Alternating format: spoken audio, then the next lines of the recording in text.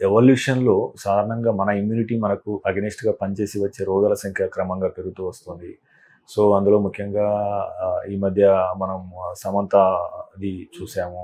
ఇప్పుడు మీరు ఎక్కువ ఫోకస్ చేస్తున్న సోరియాసిస్ తీసుకున్నా గానీ, సో, యాక్చువల్‌గా సోరియాసిస్ రావడానికి గల కారణం ఏంటి? దాన్ని మనం లైఫ్ స్టైల్‌తో రాకుండా చేయగలమా? దీనికేమన్నా జీన్ అంటే హెరిడిటరీ లాంటి కారణాలుంటాయా?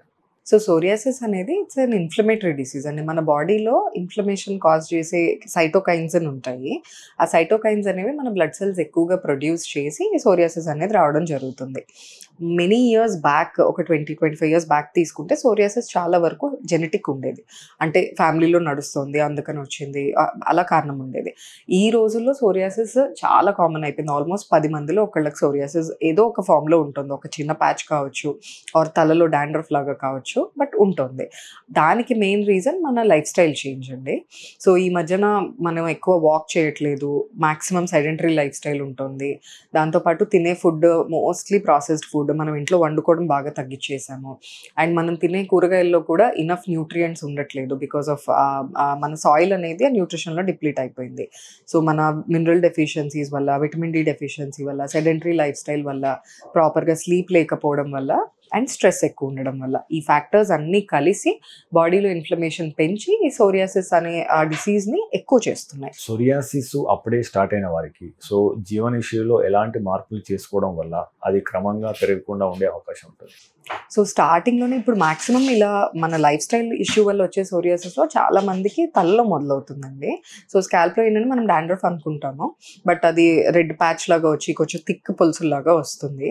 సో, అలా ఎర్లీ స్టేజెస్‌లోనే గనుక మనం డిటెక్ట్ చేయగలిగితే అంటే డాండ్రఫే కదా అని వదిలేయకుండా ఒకసారి డెర్మటాలజిస్ట్ దగ్గరికొచ్చి డయాగ్నోస్ చేయించుకుంటే అక్కడి నుంచే మనం లైఫ్ స్టైల్ మోడిఫికేషన్ స్టార్ట్ చేసుకోవచ్చండి. సో, అందులో డెఫిషియన్సీస్ చూసుకొని వాటిని క్లియర్ చేసుకోవడం, ఓవర్ వెయిట్ ఉంటే దాన్ని తగ్గించుకోవడం, ప్రాపర్‌గా ఏ ఫుడ్ ఏ విధంగా ఏ ఆర్డర్‌లో తినాలి, ఎంతసేపు ఎక్సర్సైజ్ చేయాలి, ఏ టైం పడుకోవాలి, ఇవన్నీ ఎంటైర్‌గా లైఫ్ స్టైల్ మనం మోడిఫై చేసుకోగలిగితే డెఫినెట్‌లీ దాన్ని ప్రోగ్రెస్ అవ్వకుండా చూసుకోవచ్చు. అండ్ ఉన్నది కూడా చాలా వరకు తగ్గుతుందండి. డాక్టర్ గారు అంటే ఇప్పటివరకి మనము సాధారణంగా సోరియాసిస్ వస్తే అంటే అంతకుముందు సోరియాసిస్ ట్రీట్ చేసేవాళ్ళు తక్కువ ఉండే. అంతకుముందు ఎక్కువ ఆయుర్వేదం ఆ టైపు వెళ్ళేవారు.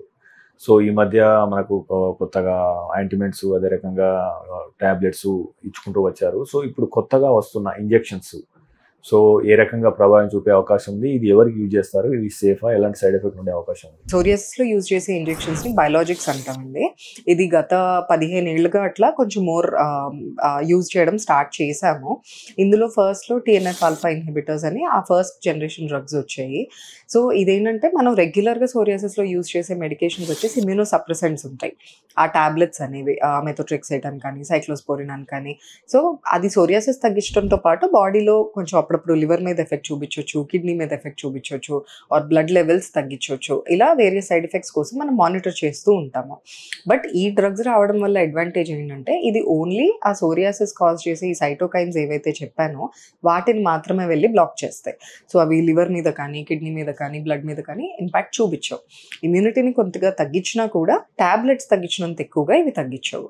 సో, దానికి ఇవి more targeted for psoriasis treatment. Side effect on the other organs తక్కువ ఉంటుంది. So, moderate to severe psoriasis అంటాం. అంటే మన బాడీలో 10% కంటే ఎక్కువ body surface area psoriasis patches ఉన్నా ఆర్ కనిపించే ఏరియాస్‌లో చేతులకి, పాదాలకి ఉండి కొంచెం అన్‌కంఫర్టబుల్‌గా ఫీల్ అవుతున్నారు పనులు చేసుకోవడానికి అన్నా, ఇలాంటి వాళ్ళల్లో బయోలాజిక్స్ అనేవి యూజ్ చేస్తాము. బయోలాజిక్స్‌లో ఇప్పుడు లేటెస్ట్‌గా చాలా రకాలు రీసెర్చ్ అయ్యి వస్తూ ఉన్నాయండి. సో, ఫస్ట్ జనరేషన్ అప్పుడు ఆ టీఎన్ఎఫ్ ఆల్ఫా ఇన్హిబిటర్స్‌కి గ్రాడ్యుయల్‌గా కొంతవరకు రెసిస్టెన్స్ మొదలైంది. ఇప్పుడొచ్చే డ్రగ్స్‌కి రెసిస్టెన్స్ చాలా తక్కువొచ్చే ఛాన్స్ ఉంది. అండ్ చాలా ఫాస్ట్‌గా కూడా రెస్పాన్స్ ఒస్తుంది. సో, ఆల్‌మోస్ట్ బాడీలో 70-80% ఇన్వాల్వ్ అయిన వాళ్ళు కూడా within 1 month or 1.5 month almost నిల్ స్టేజ్‌కి కూడా వెళ్తున్నారు ఈ బయోలాజిక్స్ వల్ల. ఓకే. గ్రేట్. సో, దీనివల్ల క్వాలిటీ ఆఫ్ లైఫ్ అనేది చాలా గ్రేట్‌గా ఇంప్రూవ్ అవుతుందండి. అంటే సోరియాసిస్ వచ్చిన తర్వాత ముఖ్యంగా కొంతమంది అనేది ఏంటంటే సోరియాసిస్ మానసిక ఒత్తిడి, స్మోకింగు, ఆల్కహాల్ ఇవి బాగా ట్రిగ్గర్ చేస్తాయి. వీటికి దూరంగా ఉండాలని చెప్పేసి అంటారు.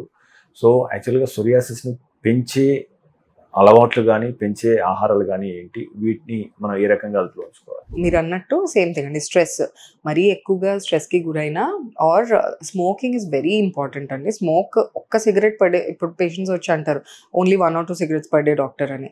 మీరు 1 or 2 కాదు, 1 సిగరెట్ పర్ డే ఉన్నా కూడా అది సోరియాసిస్ మీద డైరెక్ట్ ఇంపాక్ట్ చూపిస్తుంది. So zero smoking, in fact passive smoking కూడా అవాయిడ్ చేసుకోవాలి. కొంతమంది వచ్చి స్మోకింగ్ మానేసాం, వేపింగ్ చేస్తున్నాం, లేదంటే షీషా అంటారు. ఇవేవి anything related to tobacco, nicotine అనేది it will act towards psoriasis, అంటే పెంచుతుంది మనకి. సో అసలు అవి జీరో ఉండాలండి. ఆల్కహాల్ అనేది ప్రిటీ మచ్ అందరూ ఇప్పుడు social drinking is very common. So మానేయాలి డెఫినెట్గా. బట్ చాలామంది వన్స్ ఇన్ వైలే అంటారు. దానికి I tell them okay, very limited quantity, not more than once a month. That to అదే టైంలో ప్యాసివ్ స్మోకింగ్ చేయొద్దు, యాక్టివ్ స్మోకింగ్ చేయొద్దు, జంక్ తినొద్దు. సో ఇలా ఉంటే once in while is okay అంటాను. కానీ but that's only for that social issue. కుదిరితే అసలు జీరో చేసేయాలి. సోరియాసిస్ అంటే ఇప్పుడు పొలుసులుగా చర్మం మీద ఏర్పడడం, లేదా మనకు తలలో డాండ్రఫ్ రావడం, ఇది ముదిరిన కొద్దీ శరీరంలో ఇంకే అవయవం మీద కానీ లేదా ఇంకో వ్యవస్థ మీద కానీ ప్రతికూలంగా పనిచేసే అవకాశం ఉందా? దాని గురించి ఏమైనా చెప్తాను. డెఫినెట్లీ అండి. సో ఒకప్పుడు ఏంటంటే సోరియాసిస్ అంటే స్కిన్, నెక్స్ట్ నెయిల్స్, జాయింట్స్ అనే ఉండేది. సో ఇప్పుడు ఏంటంటే స్కిన్తో పాటు కొంతమందికి 30% మందికి నెయిల్స్ ఎఫెక్ట్ అవుతాయి, 10-20% మందికి జాయింట్స్ ఎఫెక్ట్ అవుతాయి. సో జాయింట్స్ ఏ జాయింట్ అయినా ఎఫెక్ట్ అవ్వచ్చు. మీకు నీ జాయింట్స్ దగ్గర నుంచి మనకి వేళ్ళ జాయింట్స్ వరకు బాడీలో ఏ జాయింట్ అయినా సోరియాసిస్ వల్ల ఎఫెక్ట్ అయ్యి అది పొద్దున్నే లేవగానే స్టిఫ్గా ఉండడం, లేదంటే వాపు రావడం, పెయిన్ రావడం, క్రమేణా ఆ జాయింట్ డిస్ఫిగర్ అవ్వడం వరకు జరగచ్చు. సో మోస్ట్ కామన్గా ఇన్వాల్వ్ అయ్యేది joints. Otherwise psoriasis inflammatory disease కాబట్టి మీకు సోరియాసిస్తో పాటు ఫ్యాటీ లివర్ వచ్చే ఛాన్స్ ఉంటుంది. అండ్ గ్రాడ్యువల్లీ సోరియాసిస్తో పాటు ఎక్కువ సోరియాసిస్ ఉన్న వాళ్ళకి ఈవెన్ హార్ట్ డిసీజ్ కూడా ఎక్కువ అయ్యే ఛాన్స్ ఉంటుందని రీసెర్చ్ తేలింది. So psoriasis is not just skin, it's an internal disease అనేది ఈ లాస్ట్ ఫ్యూ ఇయర్స్ రీసెర్చ్ వల్ల మనకు తెలిసింది. ఎంత తొందరగా ట్రీట్ చేసుకోవడం స్టార్ట్ చేస్తే అంత బెటర్. మీరు తీసుకునే అదే మందులు, అదే నాణ్యమైన మందులు, కానీ సగం ధరకే. అవును, మెడ్ ప్లస్ బ్రాండ్స్ పై 50 to 80% తగ్గింపు.